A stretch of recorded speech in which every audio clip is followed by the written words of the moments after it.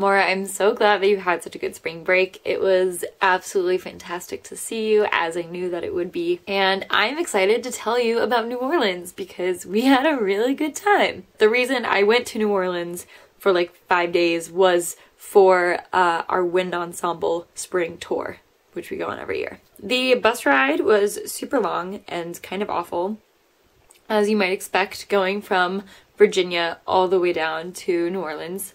The first bus ride was like 15 hours, and the second bus ride was like 19 hours, which was horrible. The Sunday we left the hotel at 6 in the morning, and we got back to campus at 1 in the morning. So that was super not awesome. But everything in between was pretty cool, and I really like New Orleans.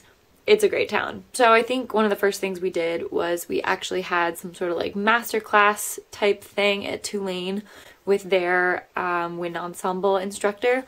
And he's like a super cool guy and very nice. And he told us that if we were ever in town for Mardi Gras at any point, that we could let him know and we could play in the Tulane marching band with them and sort of march all the parades. I mean, I'm not saying that I'll definitely do that, but that would be pretty cool to do that. We also went to this international high school, and I'm not really sure what made it international, but it seemed kind of like a charter school, you know, so like didn't have a ton of stuff, but we were supposed to play there.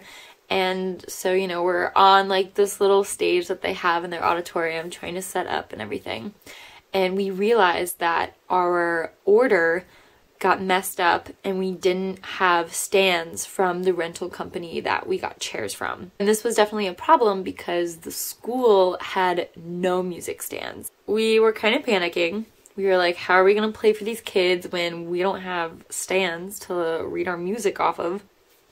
And actually Zach came up with a good idea to use extra chairs, turn them around, and use them as stands instead. So we did that, which was an adventure, but like it totally worked out. And I think we actually sounded really good. One of my favorite things about tour is getting to play for these schools and for these kids who otherwise aren't really exposed to a lot of more like higher proficiency classical type band music. And these kids were so excited that we were there, even though we were like looking at the ground at our music the whole time. We sounded good and they just absolutely loved us, and it was so touching. I also spent a pretty good amount of time on the infamous Bourbon Street.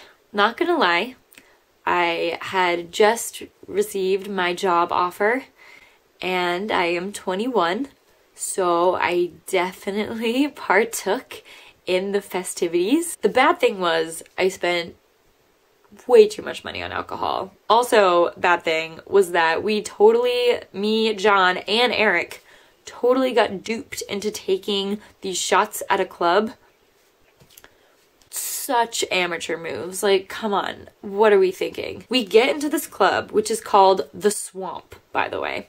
We get into this club, and the first thing that happens is this girl comes up to us with like a tray of test tube shots and then starts like coming up to me like she's gonna give me these shots. And I was like, wait, like, do I have to pay money for this? Like, blah, blah, blah. And of course she wasn't answering. She was just trying to get me to take the shots.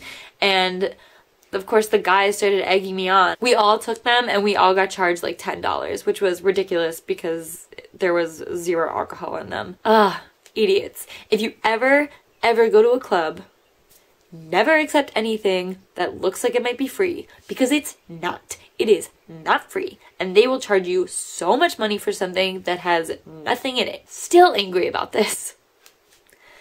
2 separate people tried to sell Greg Fisher cocaine.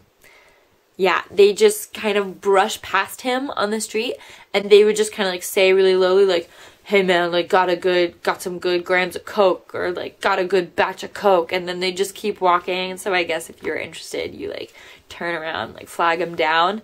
But that happened to him twice. John was kind of offended that no one sold him coke until I pointed out the fact that it's good that he doesn't look like he's a coke addict. Like that's good. That's not a bad thing. One of the best things I think about New Orleans is the food. I had po' boys and gumbo and seafood.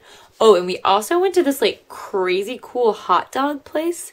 And you would have liked it too because they had like a whole section of vegan hot dogs on their menu. But yeah, I got this like really yummy giant hot dog with like chili and sour cream and oh, so good. That was my hangover food, actually, to be honest, once I could eat. And then besides the food, my other favorite thing was, of course, the music and the jazz that we saw. Ugh.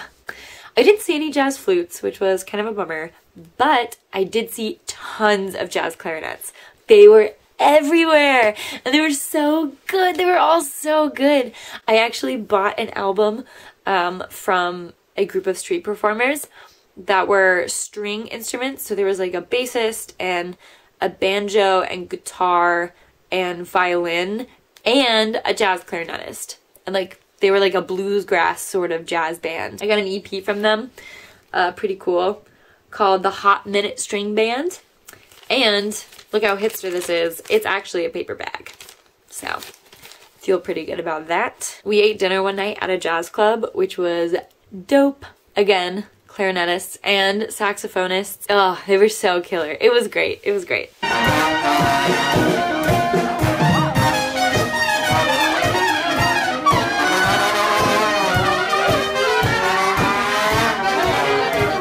Of course, the best street performer I saw was the infamous clarinet lady. Totally forget what her name is right now, but I'll post it. But she was absolutely insane. Like, I have no idea. She might have been mic'd, but I have no idea how her sound was as loud as it was, had the amazing vibrato that she had, and was able to just seamlessly go through like all of these octaves, no problem, while just like waving her clarinet up in the air. It was insane. Her tone was so good. I geeked out so hard. I was dying. And then she puts down her clarinet and she just starts singing in this beautiful jazz voice that no one has a right to have if they can play the clarinet that exquisitely. That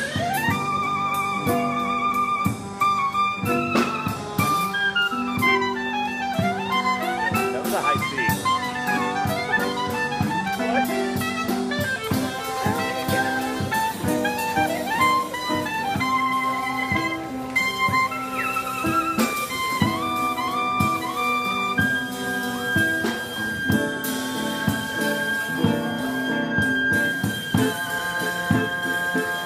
That's why I want to learn jazz clarinet after I graduate. And I will see you again next week with a video I haven't decided on yet. Stay in school, kids. Don't do coke and don't take free drinks at clubs.